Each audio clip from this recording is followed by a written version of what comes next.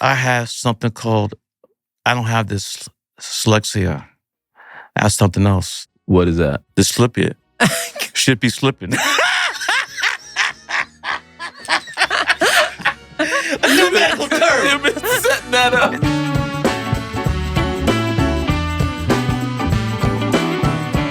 This episode is brought to you by Cologuard and Chase Home Lending.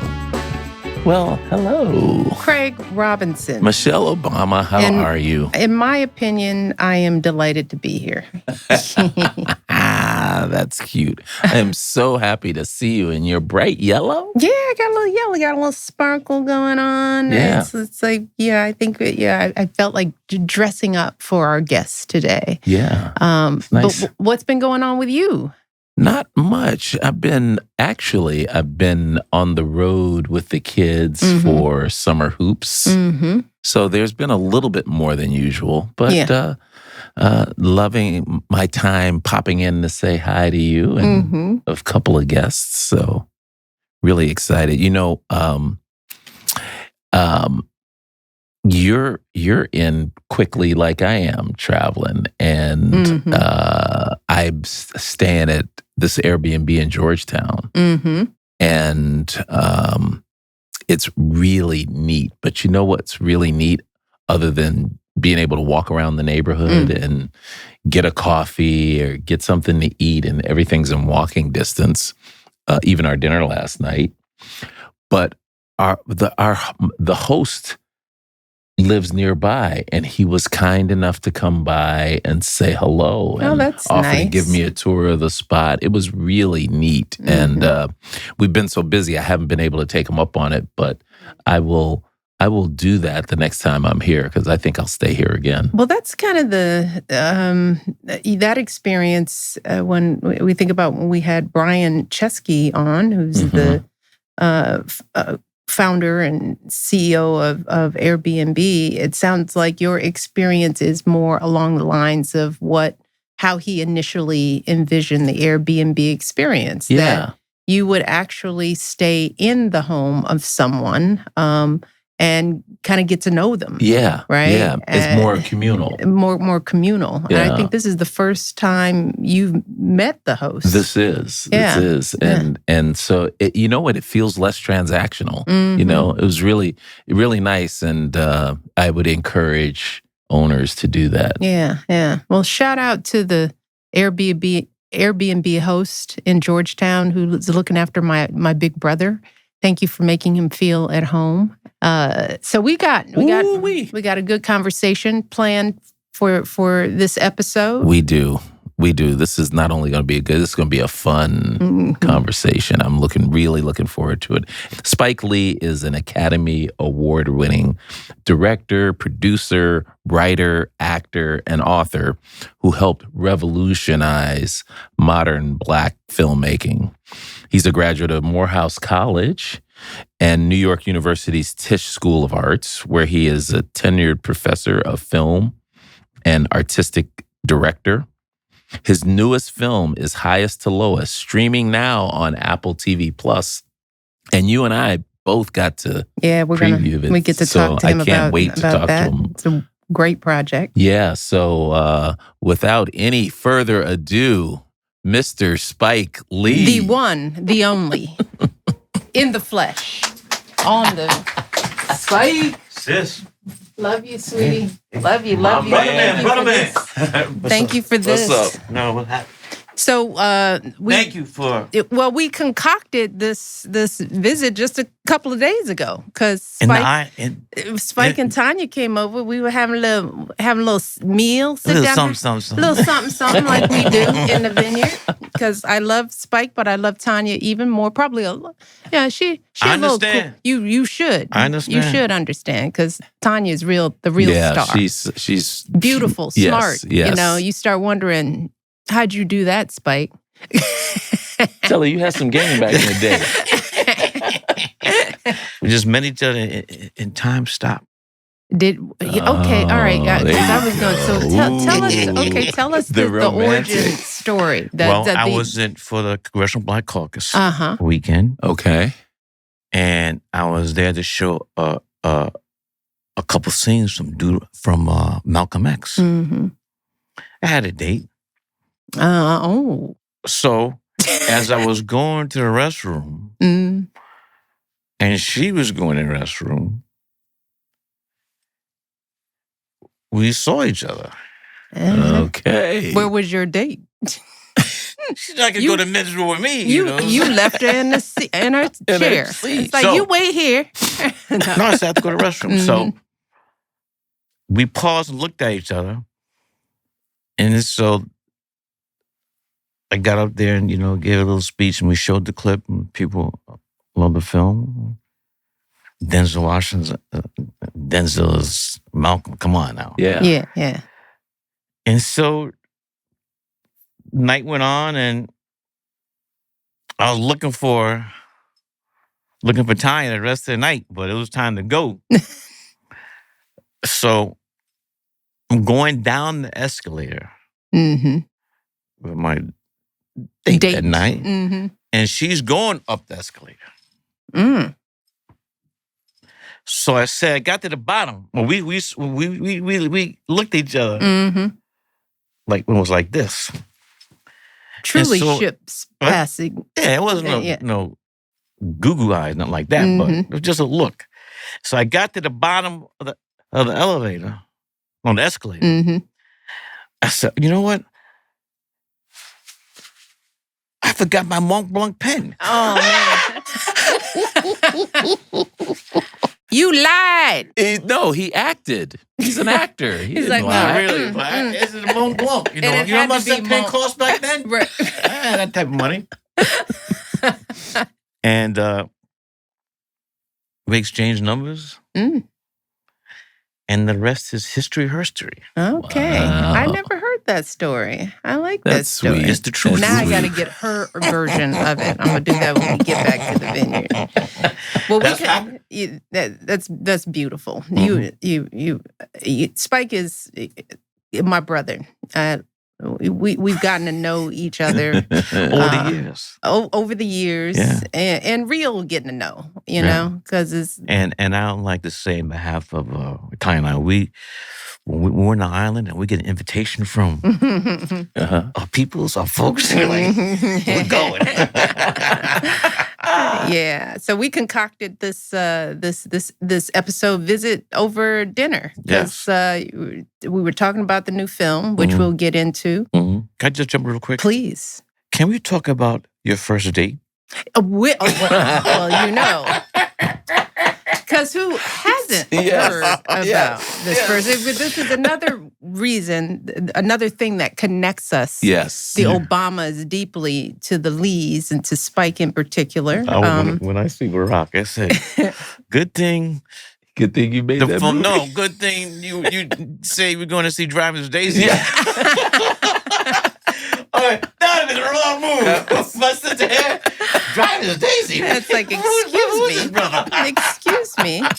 Well, as the story goes, I wasn't real clear that it was appropriate for me to date my husband, right? Because we worked in the same place. Right. We probably one of a handful of Black folks. But he was persistent. And he said, who cares what these folks think? If we want to go out, we should just give it a shot. So I acquiesced, and he planned a beautiful day.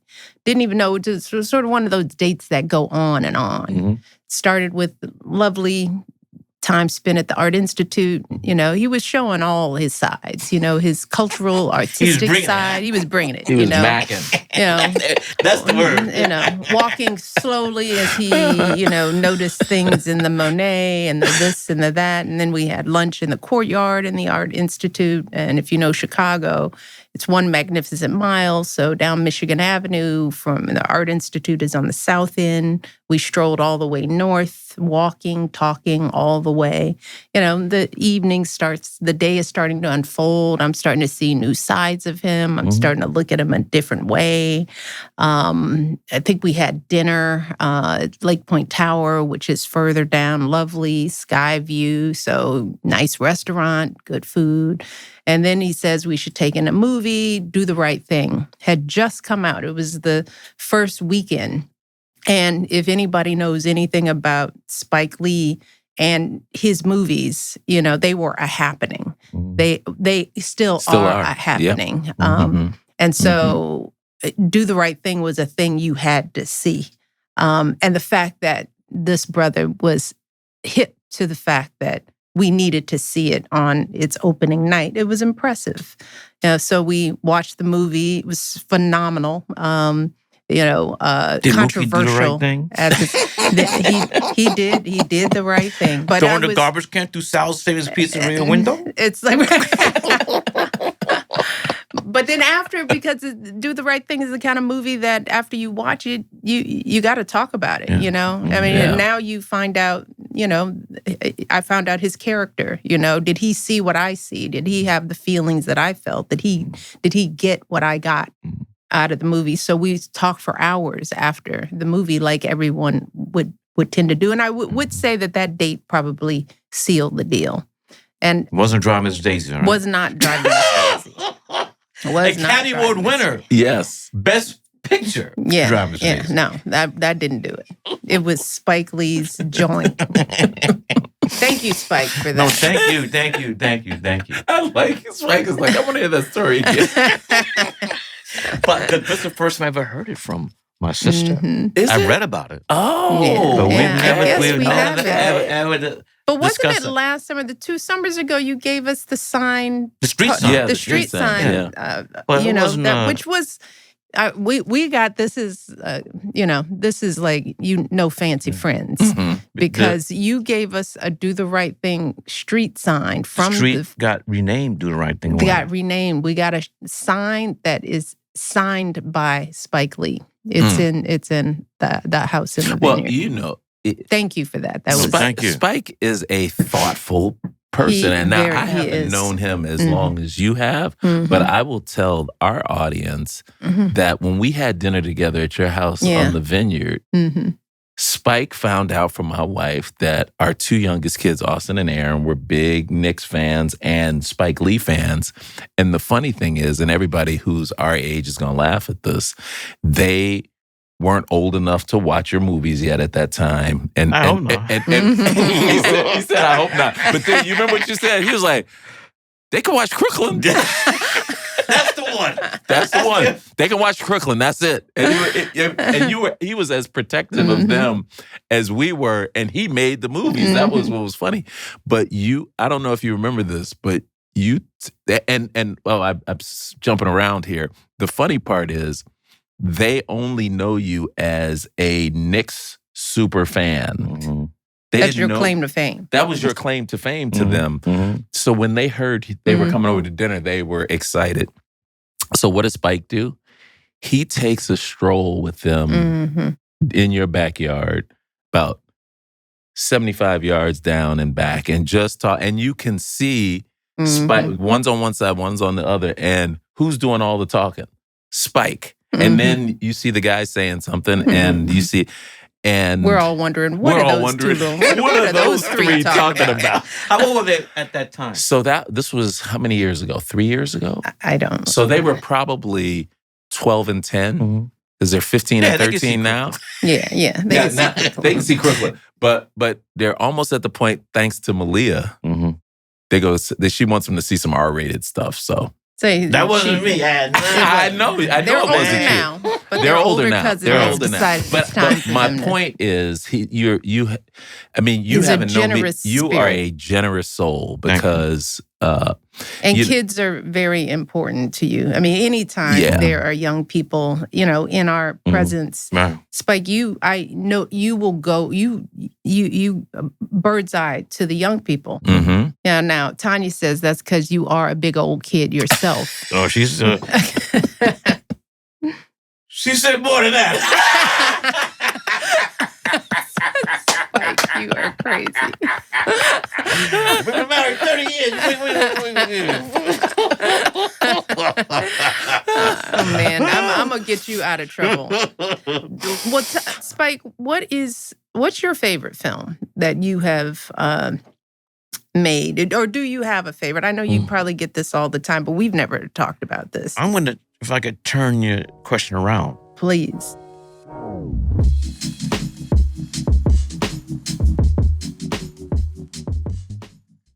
This back-to-school season, spend less on your kids with Amazon.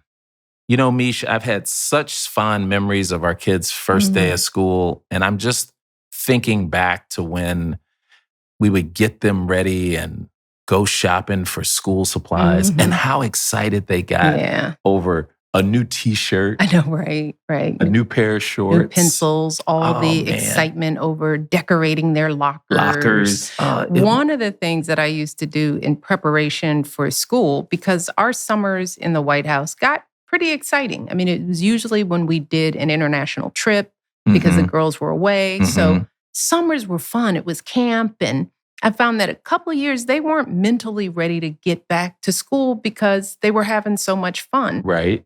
So I started employing a strategy that fun had to stop 2 weeks before school started.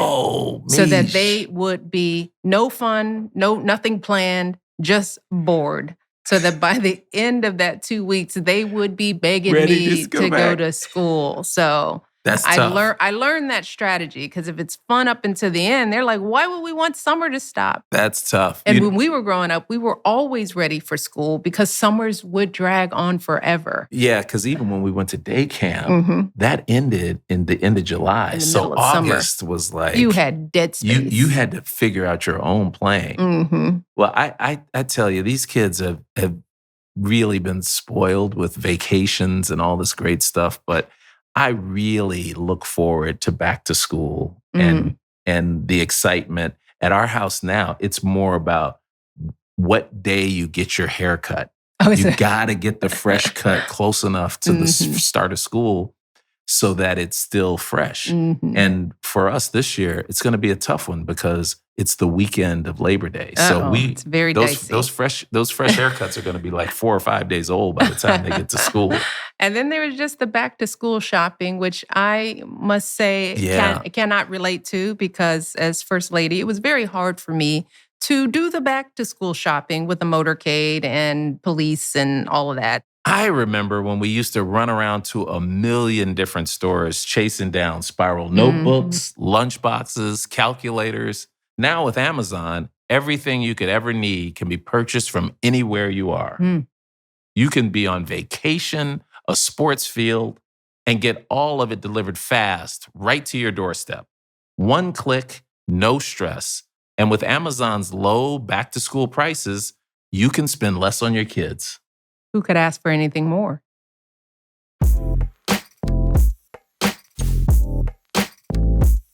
When people come up, total strangers come up to me, more people say Crooklyn than any other film. Yeah. Wow. More than Do Right Thing, more than Malcolm X. It's just that family. Yeah. That's the film people love. And not just black folks. It's just that family. Yeah. And Delroy played my father, and Alfie Woodard played my mother. And so my mother had to be the tough cop because my father was like, Daddy, can you jump out the window? Oh, yeah, go ahead, but just don't hurt yourself. Yeah. So she was forced to be the cop. And so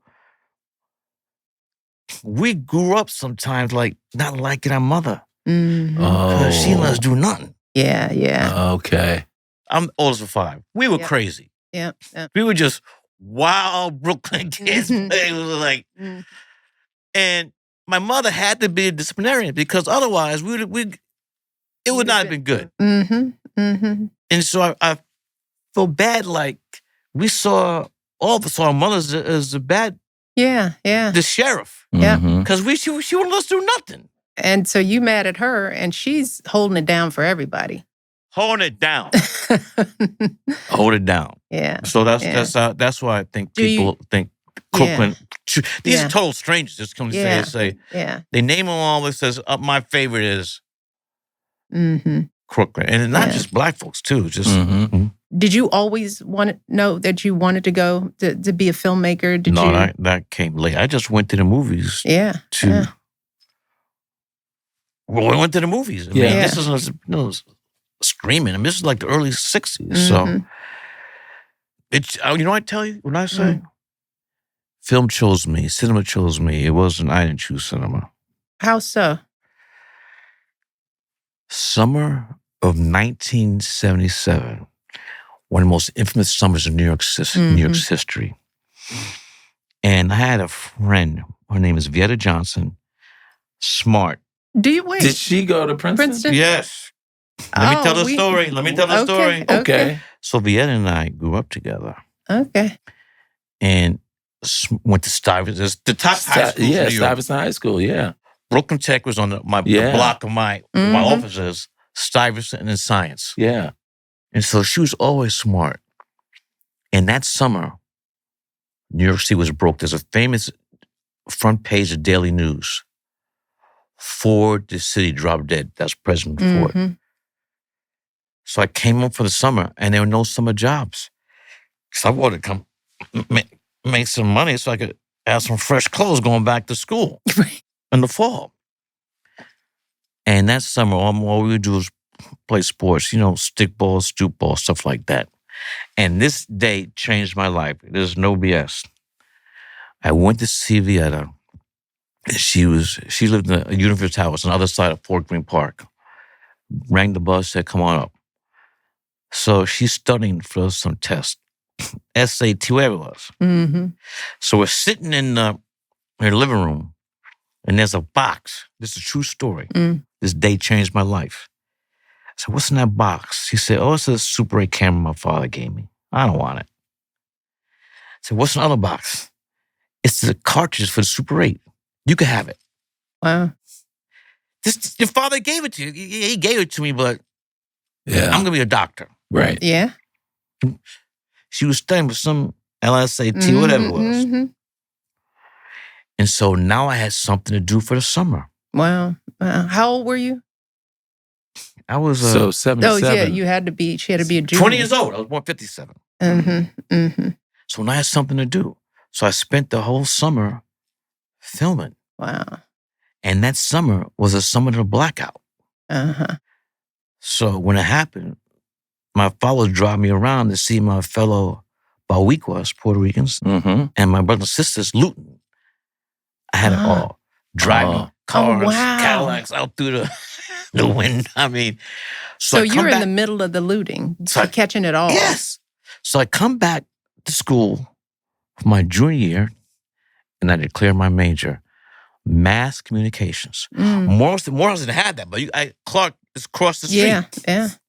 So I declare myself mass communications, which is film, TV, print journalism, and radio. Okay. And this teacher helped turn out. Her name is still Dr. Herb Eichelberger. I told him about this footage I have. He said, you should make a documentary. And he encouraged me. On days where he didn't have to work, he would come in and open up the office, the center for film. So I made the film was called Last Hustle in Brooklyn. Homage to Last Hustle in Paris, Brando. Anyway, none of that stuff in that Brando. But I made the film, worked on it first semester. The spring semester, I showed my class. And I got a response. Wow. So then and there, I said, I'm going to be a filmmaker. Wow. So I was focused. Yeah. Graduate Morehouse. I want to go to film school. I applied to the 3 best film schools. USC, You were crazy. AFI, American Film Institute, and NYU. Okay. At that time, to get into AFI and USC, you had to get an astronomical score on a GRE. Okay. I did not get the astronomical score. NYU, all you had to do is submit a creative portfolio. Oh, and you had your documentary. Wow. And I could, first of all, I at that time I didn't have my driver's license, so it would have been crazy being in LA. But now I'm typical New Yorker. I know, really. That's how I thought. It's like, what was I thinking? The only reason like, wait a minute, aren't you? driver's license because Tanya said, I'm tired of driving you around. You just barely got around. You right. Well, we don't need a driver's license. Typical Anyway. New Yorker. So you see, USC is out. So, came to NYU. Ang Lee and Ernest Dickerson were my class. Ernest shot all my stuff. Ang Lee was in your class tag, yeah. Right. Ernest from Howard. So right away, Morris from Howard, we were like, Yeah, yeah. Mm-hmm. So Ernest shot all my thesis film was a film called Joe's Bedside Barbershop. We Cut Heads. Mm-hmm. Won Student Academy Award. Mm-hmm. Mm-hmm. Then later Ernest shot for me together. She's Gonna Have It, School Days, Do the Right Thing, Mo Better Blues, Jungle Fever, and Malcolm X. Wow. Man. So all because Vieta gave you her father's camera. You know that was not an accident. So wait, that was not some happenstance. That was God, Allah, whatever you want to call it. All right, so crazy connection. Vieta Johnson was one of my brother's first girlfriends at Princeton. Did she run track then too? She ran track. Yeah. Here's the thing: I've never said this publicly, ever. But Vieta, by the way. I've never even told Vieta that. Oh, she doesn't know? She never knew I liked her. She was always liked Vieta? Everybody liked her. Everybody liked her. Yeah. I didn't like her. I liked it in her. You liked it. You liked it. I liked it in her. Well, that was Craig's girlfriend. Like See, that's why y'all like each other. I liked it. Black folks and some Puerto Ricans. That's Rosie Perez. Crazy. I liked it. That's crazy. And then, what happened? With Vieta? Yeah. You trying to get in your business. It didn't work out. Clearly. Clearly. She dropped me. But that's okay. He was young. He was a younger. With kindred spirits. I was too young for her. Yeah, he was a freshman. You know where she's from, right? Yeah. Where? Brooklyn. The People's Republic. The People's Republic of Brooklyn. So that might have been a little reach, you know. Well, I'm glad we shared that because Vieta should know. I know that. She should know that story. Yeah. But I always think about that, you know. Life could go this way, that's right. That way.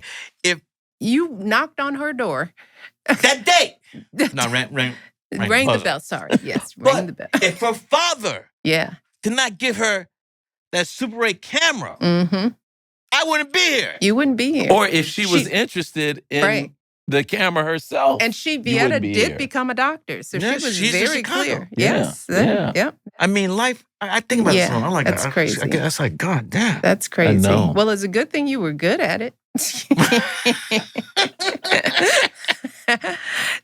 So, you've had a pretty,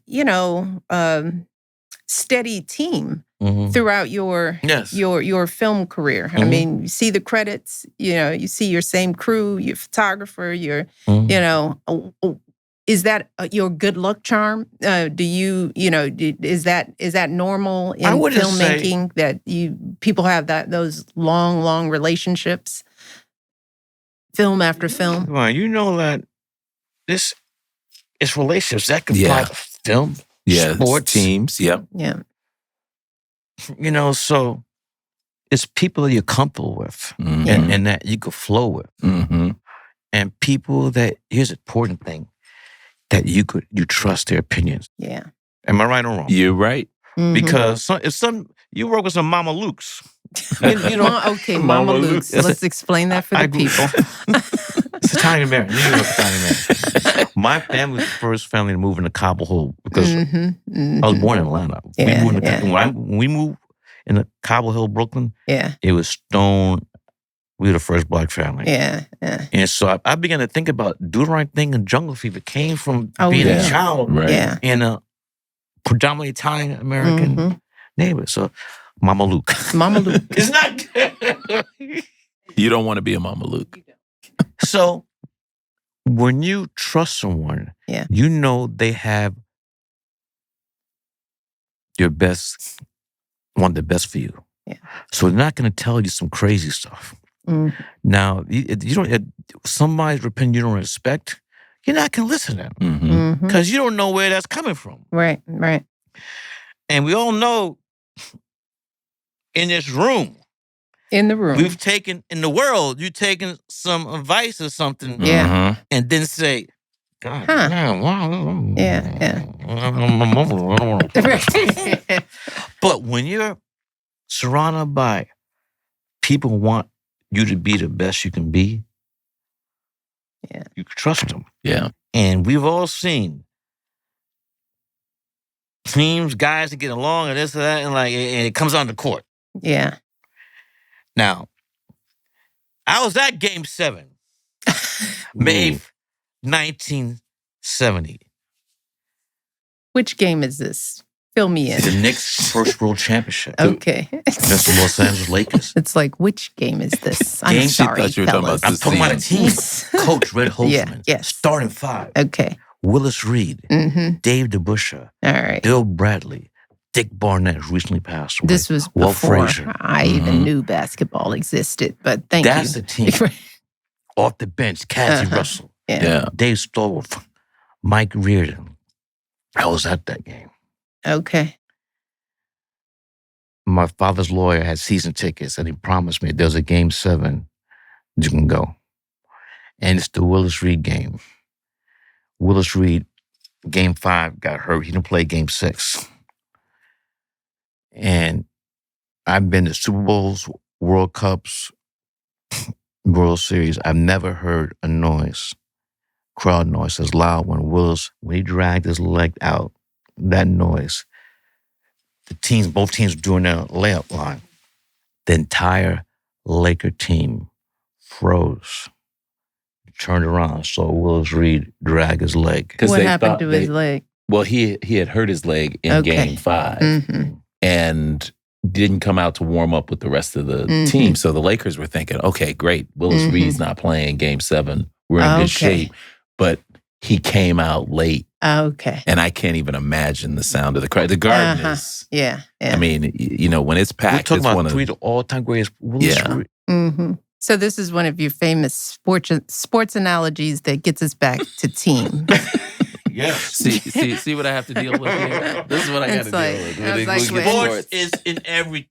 you don't know that yet, sister? I know that's what you think, Spike. Sports and is Craig. Muhammad Ali, It is. Jackie Robinson. We go on and on. But then you got to know the game. It's like, now it took me 5 minutes to figure out, well, what happened to his leg? I want to say to listeners, please forgive me because I have something called, I don't have this dyslexia. I have something else. What is that? Dyslipia. Should be slipping. A new medical term. You've been setting that up. That was good. That was nice. That was... It's also called Brooklynese, too. Dyslipia. I'm generally good. I can keep us on course, but the zero... I'm talking to my best friend. I had some sleep last night. I mean, shoot. But let's talk about highest to lowest. Yes, please. When I was in film school, NYU Graduate Film School, I was introduced to Japanese cinema. And the giant of Japanese cinema. Our producer, Dan, is losing his mind that you even brought this up. He's a cinephile nerdy. He's a cinephile.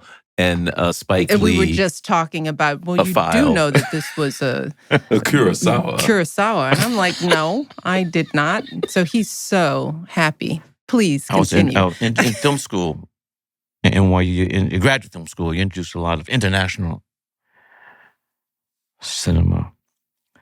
And Rashomon really made an effect on me. In this film, there's a murder and a rape, and characters each speak on it. In fact, that's where the term comes, Rashomon effect, where the same different people see the same thing, but different. So that was a kernel for She's Gotta Have It, where Nola's 3 boyfriends and her address, speak to the camera, and say what their story is. It's left to the audience. Yeah. Who do you want to believe? Yeah. And this film is not a remake. It's a reinterpretation of the great film by the great Japanese filmmaker Kurosawa, High and Low.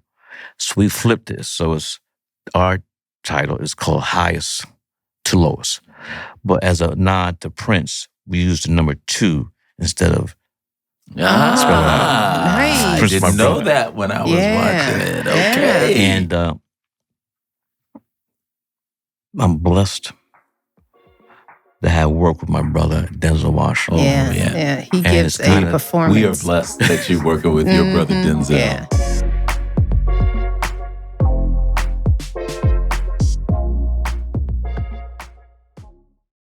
as some of our listeners may have seen, my brother-in-law, your husband, joined us on the show a few weeks back and had a interesting opinion that ketchup is just for kids. But here at IMO, our opinion is that ketchup is for everyone. And honestly, it has to be Heinz. Mish, I would say that IMO is a pro-ketchup podcast. Without a doubt. We believe in ketchup here at IMO and in life in general. Yeah. But despite what my husband said, ketchup exists in our household everywhere. Yeah. What are some of the ways you guys use ketchup? There's the basic potato French fry ketchup dip thing. I mean, it's always there. The girls, before they can even start their meal, the question is always, where's the ketchup? Yeah, right? Especially with fries, because it's a rare fry that you can get away with just salt and pepper. Yeah, and having a little bit of that tomatoey rich flavor. Vine ripened. And, it gives it a little substance, it's not dripping down your fry. Yes. And then barbecues. Yes, I was going to say grilling, you have to have ketchup for your burger. And I'm not even offended if I'm grilling and people put ketchup on their burger. Mm-hmm. You can dip it or you can have it on there. I'm not offended. And I'm from Chicago. I'm not offended if you put it on your hot dog. And that's a question. Are you a pourer or are you a dipper? Because people have a certain opinion about ketchup. Some people want one application. Yeah. Other people want a bite, a dip, a bite. Do you have a preference? My preference, it depends on what I'm eating. So if I'm eating a hamburger, I like to dip my hamburger into the ketchup. Got it. I love, because I want a bite of ketchup with my hamburger. But if I have a brat or a Polish, or I want to have it along the length of the brat. I can picture that. Oh, and that just reminds me, even though my kids aren't young, as a mother of little kids, ketchup was an important source of vegetable intake, especially when it came to broccoli. I mean, look, you want your kids to get their vegetables in. And let me tell you, ketchup is an excellent vegetable delivery system. Absolutely. We got a lot of broccoli down just with a little Heinz ketchup dip. Made the girls happy. Genius. I was happy. Genius. Kids were happy. Veggies were eaten. Life goes on. And at the end of the day, it has to be Heinz.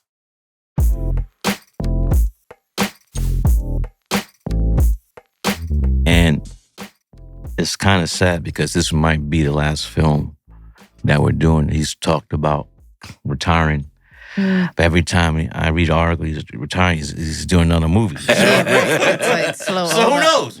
So I said today, I'm going to say, I'm going to stop saying that this is my last film with Denzel. Okay. Yeah, I got to stop saying that. Yeah, you don't know. Because you keep saying that, it's going to make it happen. Yeah, that's right. And Denzel, it's that was Spike. I said it was, but you think it's so. Yeah. Denzel, I'm going to stop saying that. Okay. In order. Mo Better Blues. Yeah. Malcolm X. He Got Game. Inside Man. Man. And here's the crazy thing. Both Denzel and I did not know 18 years had gone past between Inside Man and Highest to Lowest.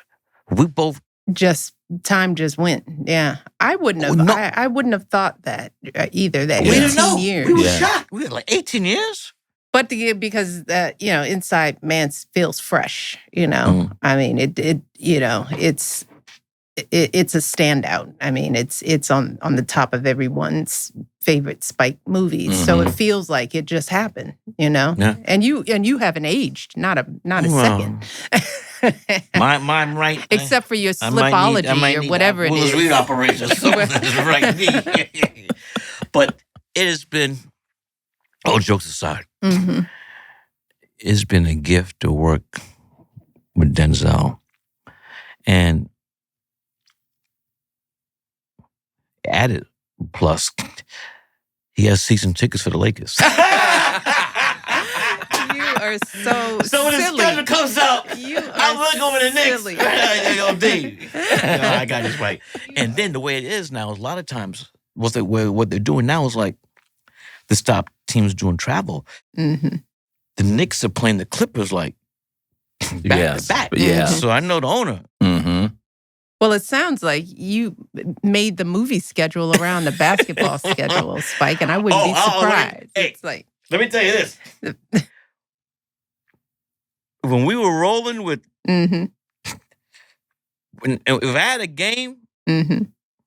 and the night we're shooting, people know to go home at 5:00. It's like early call time. They call their wives and I'll be home for dinner. They know. If we're shooting on a game day, you are crazy. You are crazy. What's it like to direct Denzel? What makes that partnership special to you? he knows what he's doing. He knows what he wants. He doesn't need 20 takes. Yeah. Wow. But also, he listens to notes. Mm-hmm. Look, he's not too big for that. When you're great, mm-hmm. I'm not going to tell Denzel, well, can you move a little? Mm-hmm. I mean, look, if there's a note, I tell him. Yeah. But I'm not in his ear like, mm-hmm. Let's do his thing. Mm-hmm. Yeah. Now, actors aren't that level and not doing what I want to do. Yeah. That's a different story. Mm-hmm. And Denzel, people don't understand. His improvisation is so great. You think that stuff is written. Mm. And it's on. It's like right there. Yeah. Right? And it's the perfect thing you needed. But it's not in the script. Mm-hmm. And when he gets an actor on his on his level and they start going back on improv, it's just... How was, it was A$AP Rocky also, you know. A$AP, I keep telling people. Yeah. His don't performance. Sleep on A$AP. No, he showed up. Yeah. A$AP and Denzel, that's like a heavyweight fight. Right. It's not like heavyweight, lightweight. Mm-hmm. Toe to toe. Yeah. Had A$AP... he's been in several films. He's been in several films. So this is not his first film. Okay. He was fun to work with. Here's the thing. Mm-hmm. Denzel is such a powerful actor. I've seen actors like Wilt. Yeah, mm-hmm. yeah. It's a lot to work against. Or beside. I mean, you've seen his work. You've seen you know what he is. And then you're like, I'm going to see when Denzel was like. Yeah, it's like being at practice with Jordan. Come on now. You know what I'm saying? Lord, here we go. Yeah. More basketball. This is not sports talk radio. Like, oh my God. Hello, it's just Vinny from Brooklyn. Yeah. What's wrong with the Yankees now? Yeah. They stink. What else is new? Hey, we got 27 rings, so don't start. Okay, back to A$AP. Oh my God. Not my sister. You knew there was going to be some of this. Exhausting. I was just getting into hearing about A$AP. No, we're back to that. Yep. Oh, good. A$AP. Mm-hmm. He was like... something else. He was like, it was like... he's like, I got testicles, too. Yeah. Oh, that scene with him in the recording studio? Yeah, in the recording studio. I know, don't want to give it away for the listeners. And you know what's great about that? Mm-hmm. Denzel wants... Because if he's in a scene and he's killing the other person, like, that's killing the scene. Yeah. So he wants. Yeah. And then here's the thing. Even before I was asked to do this film, people have always said, A$AP looks like Denzel's son. Have you ever...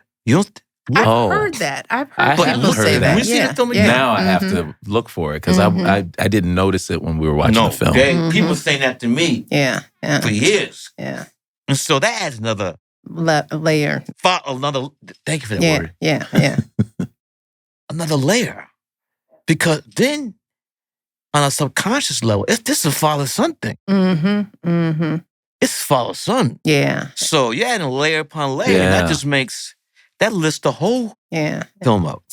Now, in addition to Denzel, I mean, you have given so many Black actors, and so many actors, period, because can't of that leave out Rosie Perez. Can't leave out Rosie. Can't leave out the first film. Can't leave out Rosie. It's just been amazing how you've been so conscious about, especially with Ossie Davis, Ruby Dee. I mean, you King and Queen. Kept a lot of really amazing actors in the zeitgeist, so that generation. You just made me think of something. What's that? Harry Belafonte. My father played with Harry Belafonte. Wow. And every time he would see me, Spike, do you have to use Ozzy every single? Can't Ozzy just let me get one? And Ozzy's, excuse me, and Mr. Belafonte. You had to call him Mr. Belafonte. His last film was Black Klansman. His health was not good. So I didn't know till that morning when we come to the set. So I had a backup we had stashed away. Wow, really? I'm not going to see who it was, but in the hotel. I told the cast, this day before, I said, when you come to work, dress your Sunday best. And have you ever been on a film set, man? We're bummy. You had to come to much like here. No, I'm just kidding. Anyway, when the car rolled up, when everybody said, all right, he's coming. Everybody was out there. And when he got out of the car, people lost their minds. Wow, I can only imagine. Bowing. Wow. That was a great grace. Wow. For years, he was saying, Spike, you had that. And you've got it. Ozzy get arrested for it? Just give me a minute. And you we did got it. him in for his last film. That's great. You did it. But your latest film, it while there may not be a direct message, that last scene with Denzel and ASAP, there is a statement about the industry, the music industry, and sort of, I don't want to give away a twist, but there's a cynicism about the way young people today use social media, how that affects the creative process. Can you speak a little bit about how you feel about sort of where things are, how filmmaking has changed, how the creative process is being impacted? The thing that scares me, AI with arts. No, all right, AI for this and that, but when it comes being writing scripts, TV shows, I'm not with that. Yeah. Because I don't think, in my opinion, you cannot duplicate human beings. My opinion. Yeah. And it would come a machine writing. I'm thinking about AI music. Yeah. Yeah. Plays. Books. It's call me old fashioned. I know we're just for the audience. Yeah, okay. Sorry, my bad.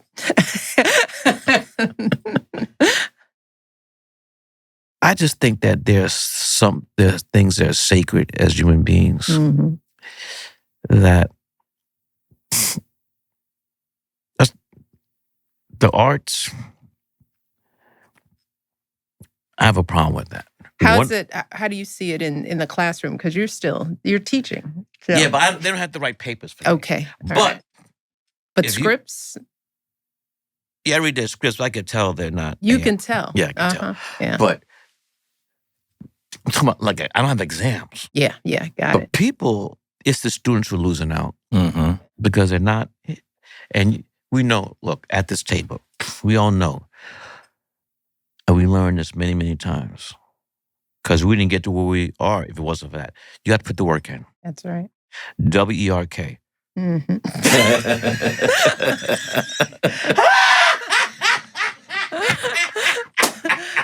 See, just when I think. I love this solo. Just when I think, it's just like. You got to put the work in. Yeah. Yeah, you're right. You're right. You think you're getting over, but you're cheating yourself. That's right. And as parents, we've told our children, no, you can't. Here's another one. You can't fake the funk. Yeah, well, that one, yeah. Mm-hmm. What? So, Spike, I'm sorry. Whoa. Yes, my sister. Oh, yes. I like that. All right. Why you bogarting? Yeah. Why you violating?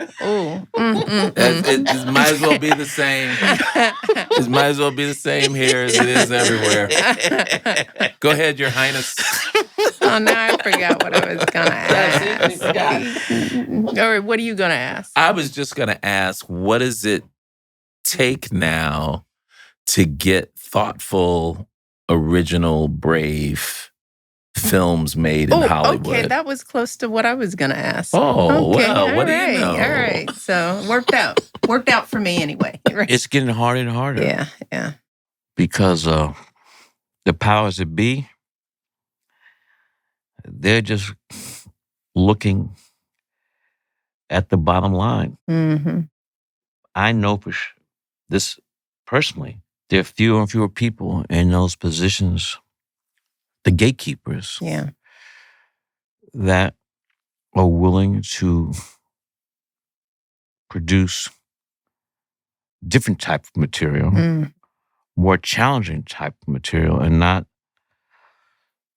what they think is a guaranteed thing. But there's nothing's guaranteed, and it's just tougher. I mean, I have some friends that in the music industry. These labels are dropping people off, firing people left and right. So I think there's something that's not just the industry of film, but across the board, and people are just. Yeah, everybody wants the same type. They want a category. They want a guarantee.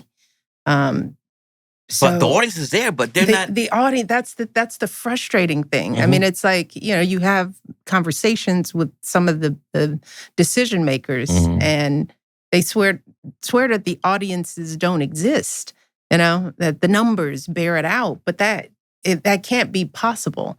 That some of one could argue that some of the drop in box office is because there's just not enough variety. It's the same thing. Yeah, it's the same thing. I mean, if I don't like action, if I don't like Marvel, if that just doesn't happen to be my thing, right? Well, why? What am I going to the movie for? And then if you get out of the habit of going to the movie because you just assume, there's nothing there for you. Or you're going to stream. Yeah, that's the pattern. But I want to see a little bit of everything. Yes. I want to see love stories. I want to see all kinds of faces. I want to see women leads. I want to see stories about coming of age. All of that. And that's why the present Universal Pictures, when I did Do the Right Thing, Tom Pollock, when we were talking about Hollywood doesn't take the chance they used to, Tom Pollock is a hero to me. Everybody in Hollywood told him not to make Do the Right Thing. That Black folks would come out of the theater rioting. There was tremendous pressure on him. He just did a film called Last Temptation of Christ that Martin Scorsese directed. He had death threats after that film. Yeah. He had to have armed guards with him and his family. And on top of that comes Do the Right Thing. Right. Yeah. It was courageous for him to go ahead and do the right thing. Mm-hmm. At the last temptation of Christ, where him and his family was in potential danger. And we had the world premiere. The world premiere Do the Right Thing was in Cannes. And right then, this was caused riots. I mean, but he stood behind the film. And I don't think there are too many people who are head of studios today that would do that. Right. So I'm giving love to my brother Tom, because people within Universal, his boss, the industry, the press, they said this film would make black folks run amok. And he thought otherwise. Yeah. But very few of those people. Few and far between, are in the industry now like that. Yeah, they exist. But, yes, the algorithm sometimes, it plays too big of a role. Well, speaking of helping folks and generational segue. assistance, we have a thing here on IMO where we get a question from one of our listeners, and this happens to be from one of our listeners in DC. Okay, right. Tori from DC's got a question for us.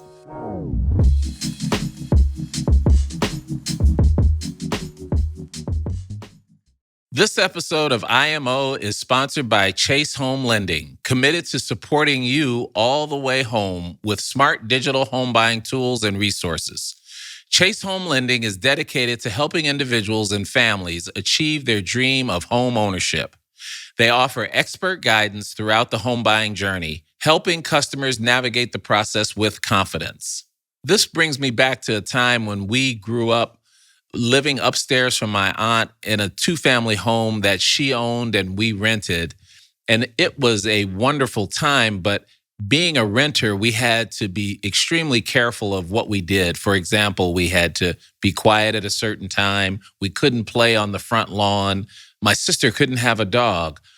And we didn't realize the importance of being a homeowner until we got late in life. We always would talk to our dad about why we don't own a home, and he talked about being house poor. Little did we know that home ownership was a great way to build equity. My sister and I ended up buying our own homes later in life, and we used that to help pay for our kids' college. And that is a way where home ownership can lead to future success. Chase Home Lending offers personalized support, expert knowledge, and access to valuable resources, helping home buyers navigate the complexities of getting a mortgage. Their guidance ensures buyers find a financial fit and make informed decisions. Visit chase.com/start to see how Chase can support your homeownership journey. Member FDIC, Equal Housing Opportunity. This episode of IMO is brought to you by Cologuard, a non-invasive colon cancer screening test. Currently, the American Cancer Society recommends that if you are at average risk, you should begin screening for colon cancer at age 45. There are an estimated 60 million adults aged 45 plus in America who are not up to date with their colon cancer screening. So we need to change that by spreading the word about another option. The Cologuard test can help you put your health first and feel more in control of your colon cancer screening process. This easy-to-use screening test is delivered right to your door and allows you to collect the sample comfortably at home on your own schedule. The sample is shipped back to the lab for testing and results are available within 8 to 10 days. It's simple. But the best part about the Cologuard test is that it allows you to start screening for colon cancer without all the hassle of preparing for a colonoscopy. So you don't have to prep the day before. And by prep, I mean fasting and drinking all that liquid.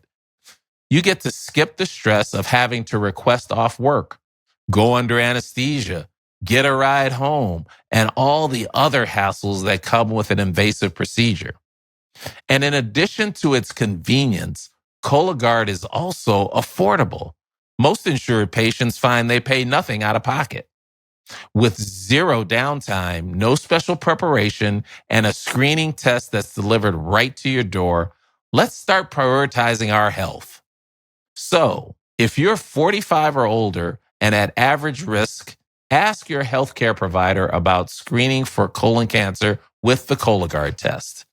You can also request a Cologuard prescription today at Cologuard.com/podcast. The Cologuard test is intended to screen adults 45 and older at average risk for colorectal cancer. Do not use a Cologuard test if you have had adenomas, have inflammatory bowel disease and certain hereditary syndromes, or a personal or family history of colorectal cancer. The Cologuard test is not a replacement for a colonoscopy in high-risk patients. Cologuard test performance in adults ages 45 to 49 is estimated based on a large clinical study of patients 50 and older. False positives and false negatives can occur. Cologuard is available by prescription only. This back-to-school season, spend less on your kids with Amazon.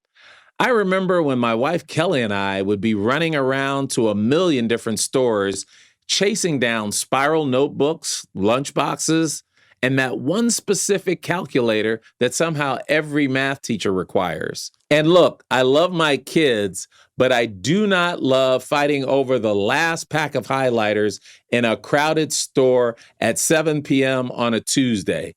That's why I love Amazon. Amazon has everything for back to school: backpacks, pencils, clothes, snacks, and even those dry erase markers the teachers secretly hoard.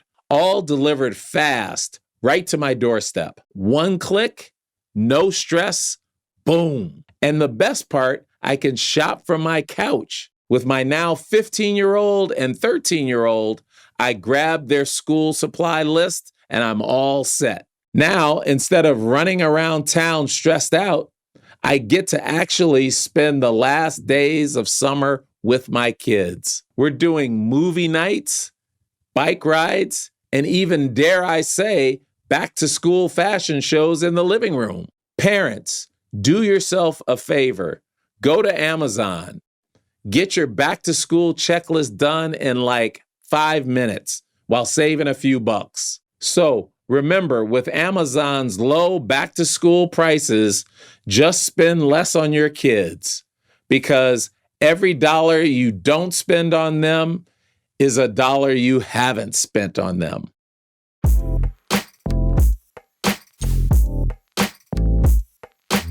Hi, Michelle and Craig. My name is Tori, and I'm a 41-year-old paralegal in DC. While I'm not able to have children, I've built a life focused on service, purpose, and growth. From 2019 to 2020, my husband and I fostered refugee children, which deeply shaped how I view my role in the world. I'm currently considering law school while also thinking about how to mentor and uplift others in the paralegal field.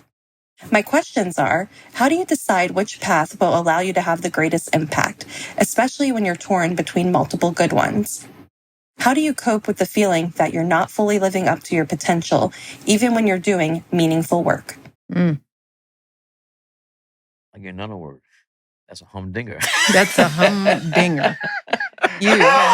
We've got. That's deep. It's a humdinger. And we've talked about this before in other conversations, but I don't know when you talk to your kids, because our kids are all in their late 20s, early 30s-ish. Seems like a lot of young people in that age group are struggling in that way. They're wondering, should they be doing more? Have they chosen the right path? I find myself having conversations with young people about having the patience to sit with where you are and find the meaning with what you're doing at the moment. All impact isn't big. All meaningful impact isn't big.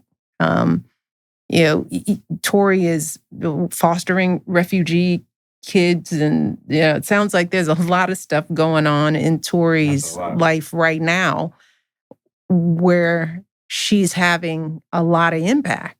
Being a good neighbor, having impact with the people who are right in your midst, the people you have responsibility for. That is big impact, and that to me is enough. What's bigger than that? What is bigger than that? What is bigger than that? It feels like she's trying to figure out how to build a legacy. And I just, I like what you're saying about being patient, but I think she needs some direction. And if I were to give her some direction, I would say to her, try different things. The right idea will eventually come to you. But in the meantime, you're doing some wonderful things by fostering refugee kids. And maybe the how-to is how does maybe Tori is trying to figure out how does she explore different paths? A lot of kids don't have networks. A lot of young people, you get into one profession and it's hard to figure out how to get to another or even explore. I know when I was, came out of law school, thought I wanted to be a lawyer, worked at a big firm, did all those things, only to find out after 2 years, my feeling was like, no, this ain't it. So how do I pivot? How did I figure out how to pivot? And it was something as simple as, I had to think about who I might want to be. So there's some work that Tori has to do on her own. She's got to kind of dig deep and ask herself questions. I'd like to ask both of you this question. I'm glad I was born when I was born. To be a kid today, all this, it's just... Seems like there are too many choices. Not just choices, but when you got choices, you got 500 channels you go watch. It's just, I'm just... No, it's March it's 20th, true. first day of spring, 1957. Thank you. Yeah. Because I know say corny say it was simpler back then, but it was just like... Yeah, too. It's like bananas now. Yeah. Good God. And Spike, I don't know if you find this with the students you teach, but I hear this in young athletes. I hear it in young artists too. Everybody wants to be impactful right away. And that's unrealistic. It's unrealistic. And it gets back to what you were saying when we were talking a little bit about filmmaking is you got to put in the WERK. Hold it right there. That was too good. That was too good. Leave me with the stuff that's messed up. Don't. You stay where you are. Stay where you are. Say don't. Right. But what are you telling your students when they come to you and they want to be Spike Lee right now rather than... Well, they don't say they want to be me, Spielberg, Scorsese. But what I do is that if this is what you want to do, you got to be serious about it. And you may read that stuff, but there's no things overnight success. Because a lot of people, they say that, but they want to leave out that, they were giving blood. To eat, donating blood to eat. Yeah. So right. they leave that out. They don't tell you the backstory, the dark side. The backstory. And this is even more important. I tell my students, first day of class, I hope you are here because this is what you want to do the rest of your life. Because this makes you happy. Because if you have a job, occupation that you love, that's a home run. That's a 3-pointer. Yeah. That's an 80-yard field goal. Oh, good Lord. That's an hour marathon. Yeah. Because when you have occupation that you love, you don't need to hit the alarm 4 times to get up. Yeah. You do that when you hit a job you hate. When I'm shooting a film, I don't have an alarm. Yeah. I know I got to be on the set at 6 a.m. I know when I need to put my skinny black ass to bed so I get sleep. Yeah. So I can wake up and do the job I love. Mm-hmm. Like we can tell Spike loves what he does. Minute he walks in, you know. Yeah, but you ain't seen me in the Nick game, though. Well, actually, I have. I have. It's rough. You know what? Yeah. Will you be my guest?